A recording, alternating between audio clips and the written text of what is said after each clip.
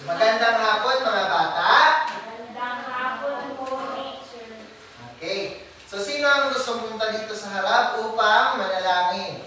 Okay. Siya, maaari bang magsitayo ang lahat para sa ating panalangin? Angel of God and guardian dear, to whom God's love permits me here. Ever this day be at my side to light and love, to you and guide. Amen. Maraming naman magsiupo. At pakiayos ang inyong mga upuan. Okay. So, kamusta kayo mga bata? Okay lang ba kayo? Okay. Yes? Yes. Okay, thumbs up daw kung okay. Okay, so bago tayo magpatuloy sa ating klase, meron muna tayong mga kasunduan na dapat natin sundan sa ngayon sa klase natin ngayon. So una, ano ang gagawin ninyo kapag may nagsasalita dito sa harap or sumasagot ang inyong kaklase? Sunshine? Makinig. Makinig. Tama, makinig ng mabuti. Eh kapag gusto namang sumagot, ano ang inyong gagawin? Tatayo ba? Sisigaw? Ano inyong gagawin? Itaas ang kamay. Itaas ang paa? Hindi. Itaas ang kamay. So makinig na mabuti, itaas ang kamay, at kapag meron tayong mga activity na gagawin, mga gawain, ano ang inyong gagawin? Tutulong ba kayo o hindi? Tutulong. So makipagtulungan. Sang-ayon ba kayo na yan ang magiging kasunduan natin ngayon? Opo. Sang-ayon ba? Opo. Yes or no? Yes. Yes. Okay. So ngayon mga bata, bago tayo magpatuloy sa ating paksa, meron akong mga hinandang mga larawan sa inyo. At ang inyong gagawin ay tutukuyin kung ano ang mga nasa larawan. Dito sa unang larawan, ano ang inyong napapansin? Shanshan. Mga hayop po. Mga hayop. Anong mga hayop na nandito? Ano ito? Elepante. Ito. Giraffe. Giraffe. Ito. Kabaw. Ano eh? Butterfly. Magaling. Ano ang nakasulat dito? Pakibasa nga. Arko ni Noah. No? Dito naman sa sunod na larawan. Eto. Ano ang nandito sa larawan? Anong nakikita niyo? Itasan mo yung kamay kapag gusto sumagot. Sige. Higante. Asan ang higante? Ito o ito? Ito? Ito yung higante? Ito. No? At pakibasa nga kung ano ang nakalagay dito. Si David at at Goliath. Si David at Goliath. Ito naman sa huling larawan. Ano ang nakikita nyo? Merong mga hayop ba? May mga hayop? Wala. Wala. Sino ang nandito? Si Samson at si Delilah. Ngayon, anong napapansin yung mga bata dito sa mga larawan na ipinakita ko sa inyo? Ito ba yung mga superhero o mga Bible stories? Mga Bible stories. Palakpakan niyo yung sarili. Mga Bible stories. Ngayon ba mga bata, nagbabasa ba kayo ng mga Bible stories? Opo. Alam niyo ba ang mga Bible stories na ito? Opo. Nasisiyahan ba kayo sa pagbasa ng Bible stories? Opo. Oo. Magaling at mabuti naman kung ganon dahil ang tatalakayin natin ngayong hapon ay pakibasa lahat. Parabola. Okay, pakiulit. Parabola. Okay, parabola. Yan ang tatalakayin natin ngayong hapon. Pero bago yan, basahin niyo muna ang layunin natin ngayong hapon. Sa pagkatapos na aralin, ang mga mag-aaral ay nasa natutukoy ang mga tauhan sa binasang akda. B. Nailalakad ang kamamihang asal na natutunan sa akdang binasa. C. Napapahalagaan ang aral sa parabulang binasa. Okay, salamat mga bata.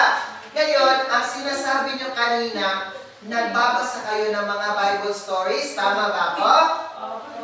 Okay, so ang Bible stories, mga bata, yan din ay tinatawag na parabola.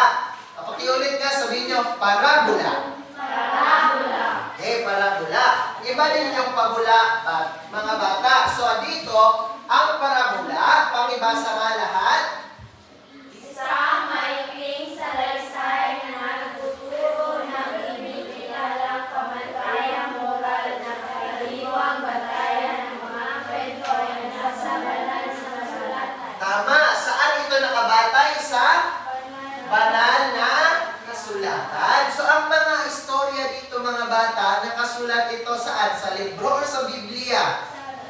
Ang Biblia ba ay libro? Hindi. Libro, no?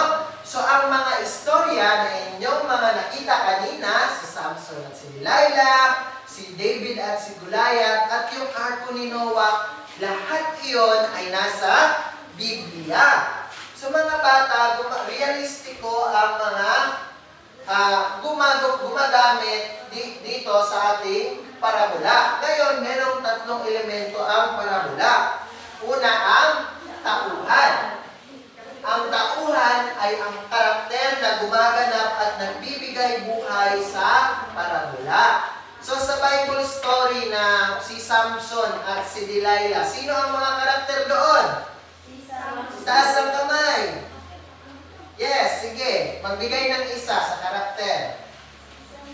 Si Samson at si Delilah. Tama.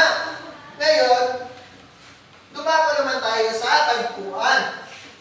So, ang tagpuan, mga bata, ito ang lugar na pinangyarihan o kung saan nangyari ang kwento. At ang huli naman ay ang banghay, ang simula, ang gitna, at ang wakas ng istorya. Ngayon, mga bata, handa ba kayong makinig dito sa parabola na aking babasahin? Opo. Handa ba kayo? Opo. Herbert? Correct. Mabu-mabu? Hi. Okay. So, ang gagawin nyo ay makinig kayo ng mabuti dahil mamaya may itatanong ako sa inyo. Naiintindihan ba, mga bata? Opo. Okay. So, makinig ng mabuti. Ang parabolang ito ay pinamagatang si Adan at si Eva. Sa isang magandang halamanan ng Eden, napapaligiran ito ng lahat ng mga hayop at mga halaman. Ano ang mga hayop na nandito? Kalabaw ba ito o baka? Baka. At mga iba't ibang uri ng halaman. So ano ang lugar na ito? Saan ang lugar? Anong pangalan? Eden. Tama. Nakatira ang lalaking nagngangalang Adan. Siya ang unang tao na ginawa ng Diyos. Ano ang unang pangalan ng unang lalaking ginawa ng Diyos? Adan. Adan ba? Opo, tama. Siya si Adan. Hinahayaan ng Diyos na kumain ng bunga ng bawat puno maliban sa isa. Ang puno ng pagkalila ng mabuti at masama o tinatawag ito na ang puno ng karunungan. Ano nga ulit ang pangalan ng puno na yon? Puno ng karunungan. Tama. Kasama niya ang babae na si Eva. Dinadalaw sila ng ating Diyos ang masalangit at Panginoong Hesukristo upang mag-usap. Ano nga ulit ang pangalan ng babae? Eva. Eva? Tama. Siya si Eva at siya si Adan. Ngayon, dinadalaw ba sila ng Diyos? Hindi.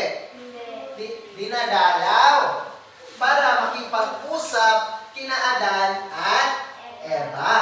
Ngayon, mga bata, isang araw, habang umalis si Adan upang mangaso, naiwan si Eva sa tabi ng puno ng karunungan. Ano ang dito? Ano ito? Ahas. Ano kaya sa tingin nyo ang mangyayari? Sinong may idea? Wala? Ano kaya sa tingin nyo ang gagawin ng ahas? Okay, aalamin natin yan. Dumating ang isang bitin at nagsinungaling kay Eva. Nadala ito sa tukso ng ahas at kinain ang bunga ng bunga ng Tama, bunga ng puno ng karunungan. Ano ang ginawa ni Eva? Sige, taas ang kamay. Princess. Kinain niya ang bunga ng puno ng karunungan. Sino ang nagsabi sa kanya? Sino? Yes, Michelle. Michelle? Ano yung pangalan mo? Ay, Noemi pala. Noemi. Ahas. Yung ahas pala yung nagsabi kay Eva at tinukso niya ito upang kainin ang bunga ng puno ng karunungan. Ngayon, dumating bigla si Adan. Laking bulat ni Adan nang nakita niya si Eva na kumakain sa puno ng karunungan. Ngunit, ang ginawa ni Eva, pinilit niya si Adan na kumain sa bunga ng puno ng karunungan. Kumain ba si Adan? Hindi. Kumain din si Adan. Ngayon, sino ba ang nagsabi kay Adan na kumain? Si Eva. Si Eva, dahil tinukso din ito ng ahas. Ngayon, ano kaya ang may isip nyo? Dahil hindi nila sinunod ang utos ng Diyos, magagalit kaya ang Diyos o hindi? Magagalit. Ngayon, dinalaw sila ng Diyos, subalit natakot sila at nagtago. Tinanong sila kung kinain ba nila ang bunga. Adam at Eva, kinain niyo ba ang bunga ng puno ng karunungan? Ano kaya sa tingin niyo ang sagot ni Adan at Eva? Umamin sila. At dahil doon, sinabi nila na kinain nila ang bunga at kailangan silang lisanin at paalisin sa anong lugar? Eden. Sa Eden, no? So, pinaalis ba sila? Hindi. Pinaalis sila at nawalay na sila sa tabi ng Diyos. Okay, nagustuhan niyo ba ang ating istorya ngayong hapon, mga bata? Opo. Okay, so, naintindihan niyo ba ang kwento na ating binasa ngayon? Opo. Okay, so ngayon, magtatanong ako sa inyo. May mga katanungan ba kayo or wala? Wala na. Dahil yan, ako ang magtatanong sa inyo. So, gamit ng tulong ng story map, ating sasagutin yung mga tungkol sa binasa natin ngayon. Tagpuan. Saan nga ba naganap ang kwento? Yes, Princess. Sa Eden. Bigyan ng limang palakpak si Princess. Ngayon, dito naman sa mga tauhan o mga karakter, magbigay ng isa. Noemi. Oh, si Adan at Eva, inumpos na niya. Palakpakan si Noemi, bigyan ng limang bagsak. 1, 2, 3, 4, 5. Meron pa bang iba? Meron pa bang ibang tauhan doon sa kwento? Yes, Sean. Ang Panginoon. Ano pa? Meron bang isa? May nakakalimutan ba kayo? Yes, Noemi. Yung ahas. Sige, bigyan niyo ang mga sarili na ng barangay clap. Alam niyo yung barangay clap? Barangay clap. Woo! Ganon. Sige. 1, 2, 3, go! Okay. Ngayon naman, ating aalamin kung ano nga ba ang pagkasunod ng pangyayari doon. Doon sa simula. Ano ang nangyari doon sa simula? Sino ang pinakilala doon? Si? Yes, Noemi. Adan. Okay, si Adan, no? Ginawa ng Diyos si Adan. Dito naman kaya sa gitna. O ano kaya yung mga nangyari doon? Ano yung ginawa ng ahas? Yes, Princess.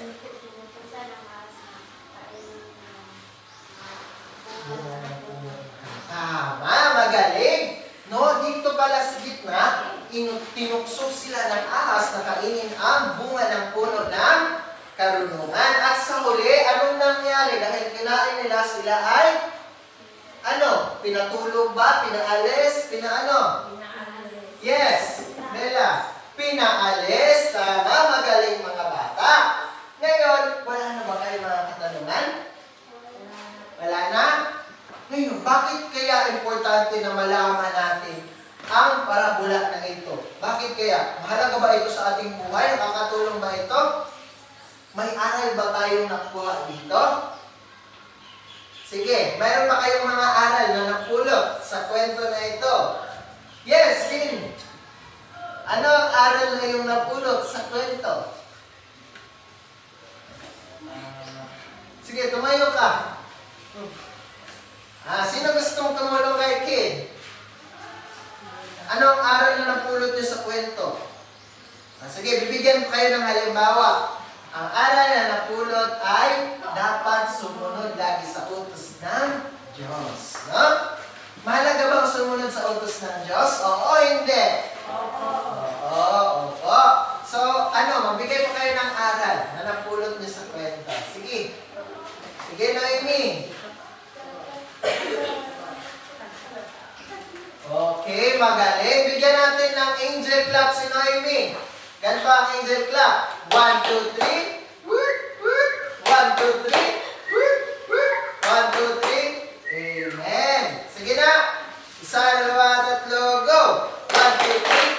1, 2, 3. 1, 2, 3. 1, 2, 3. Amen. No?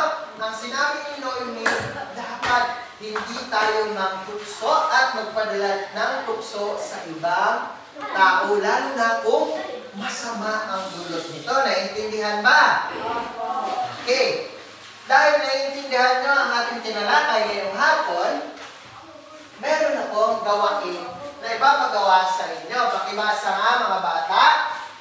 Sa lula mo, magkaroon ng maikling pagsalula ng aral na natutunan sa kwento. Okay. Bibigyan ko kayo ng 5 minuto at bago iyan, ililipat muna kayo sa dalawang grupo. Kay Ken at hanggang kay Noemi, ang unang grupo. Ang pangalawang grupo naman kay Shanshan hanggang kay Mark, ang pangalawang grupo. Naiintindihan ba? Okay, so sige, pumunta na kayo sa inyong mga kagrupo at bibigyan ko kayo ng 2 minuto upang maghanda sa inyong pagsasadula. Hindi na.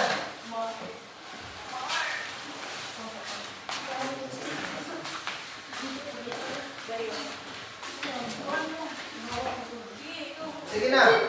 Leader, dito si Ken. Dito kayo, kayong 4 at sila din 4.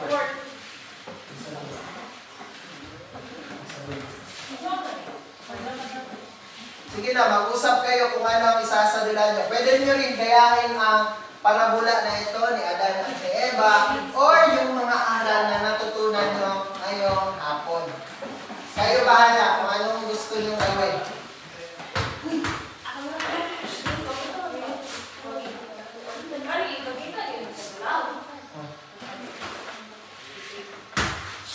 Okay. Okay, magsiupo na. Magsiupo.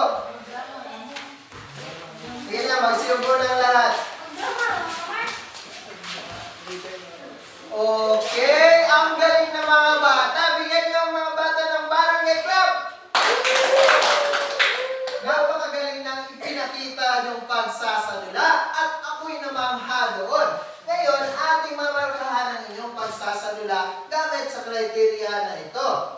So, ang unang grupo, kay Ken hanggang kay Noemi, nakatanggap ng 10 puntos. Bigyan ng palakpak.